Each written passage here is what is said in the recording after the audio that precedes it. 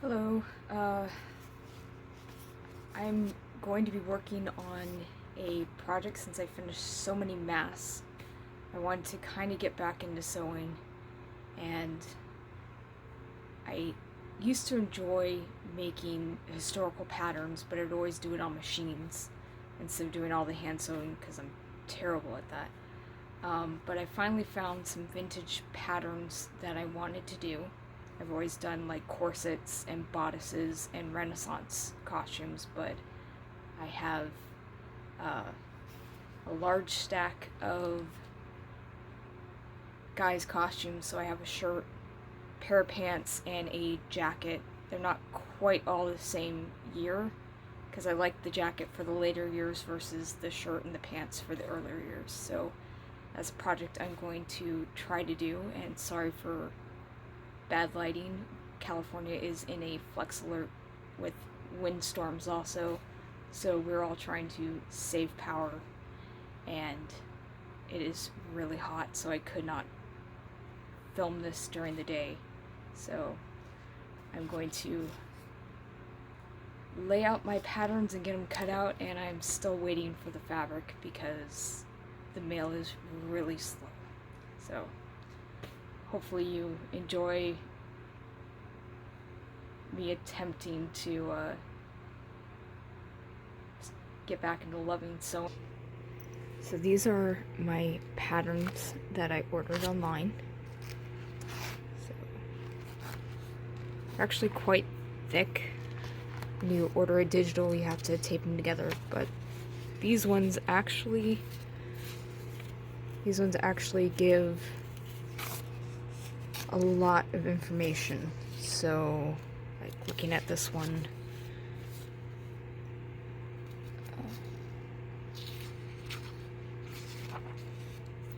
gives you a lot of historical information about how this was made, sewing techniques,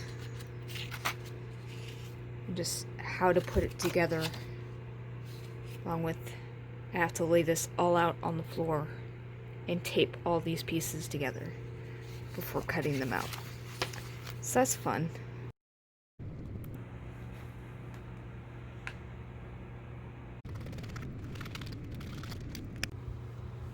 So here is the second one, and for some reason the X's were not matching up, so I made sure that I matched with the pattern and not the X's to fix that.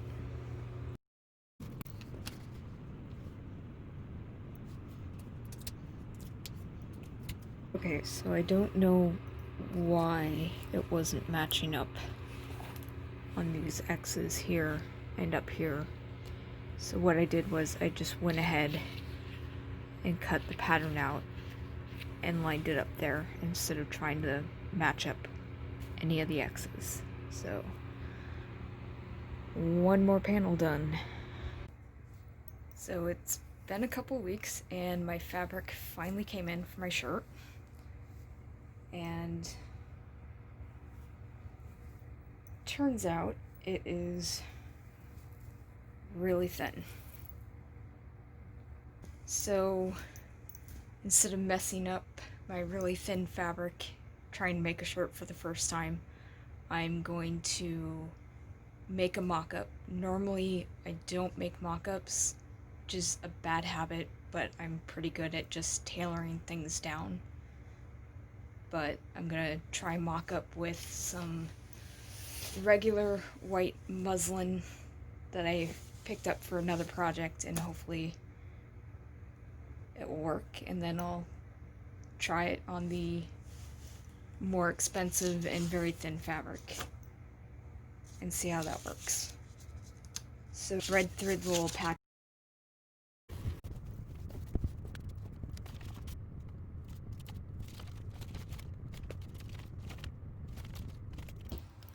I'm realizing I have a bit of a problem.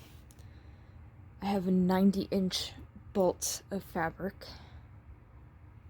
and I have 3 large pieces that want me to cut all on the fold. So I'm gonna have to get creative and get some of these pieces to fold.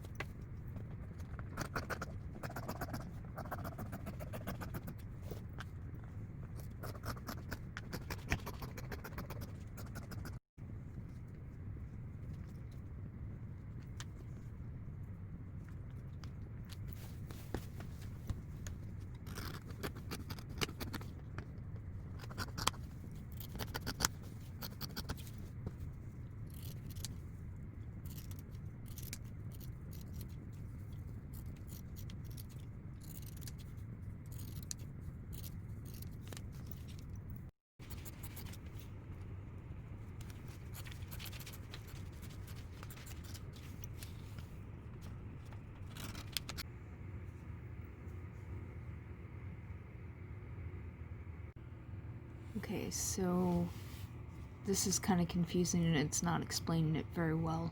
So I think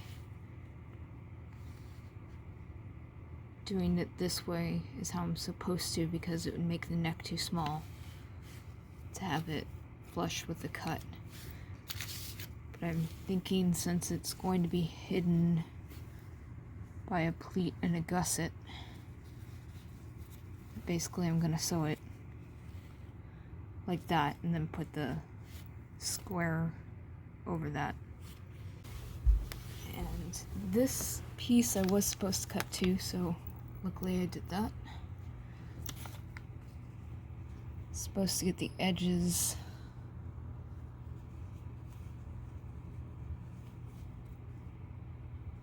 pinned down, and it goes on both sides, so I'm gonna sew that.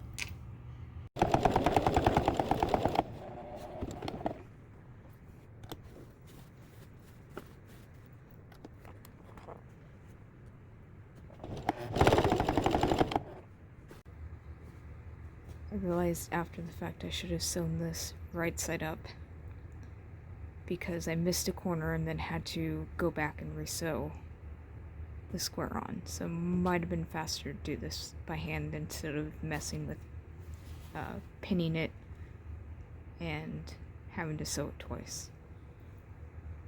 Reading this, and it says to close the shoulder seams, but the back piece is connected to the yoke.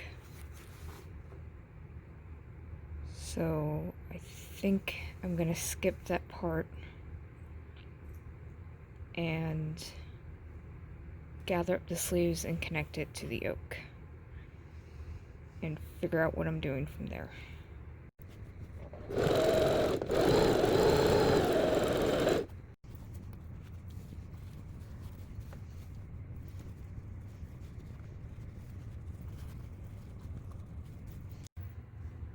So I'm doing this a little different than the pattern. It wanted this to be ironed and then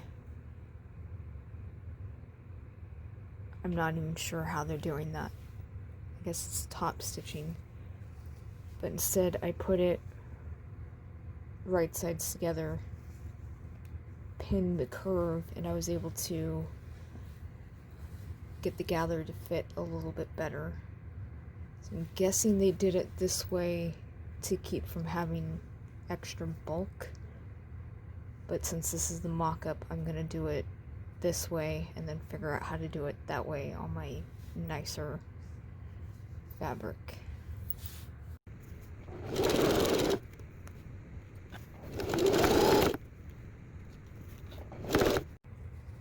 Okay, so I finally figured out why it said to sew the shoulder seams. Because the yoke sits on top of this. So I was thinking this didn't get sewn to the front, but to the yoke, but actually the yoke is going to be top stitched over this. So I'm going to go back and sew that top shoulder seam.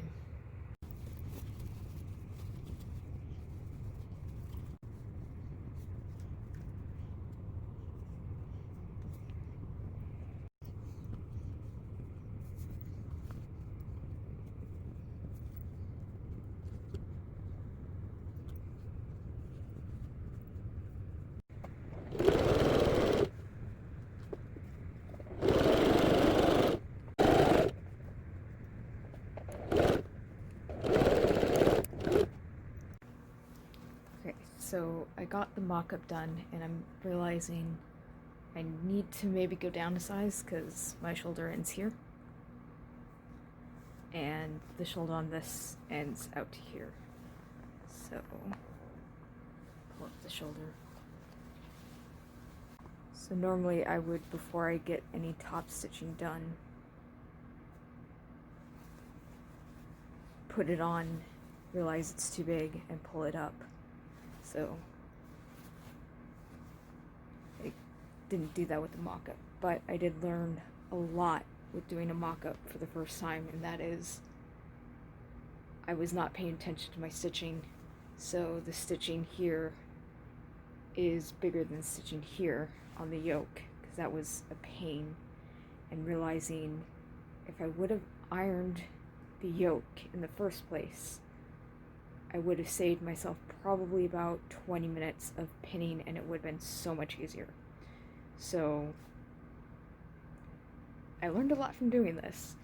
So this isn't finished, but I know what to do with the next one, and that I need to go down a size, and what not to do and where to slow down, because I tend to think I don't have time for that. I can probably skip that step and do it this way, and there's always a reason on why you should do it the way it says to do it. Even though it takes more time, it usually is easier and might save you time later on. So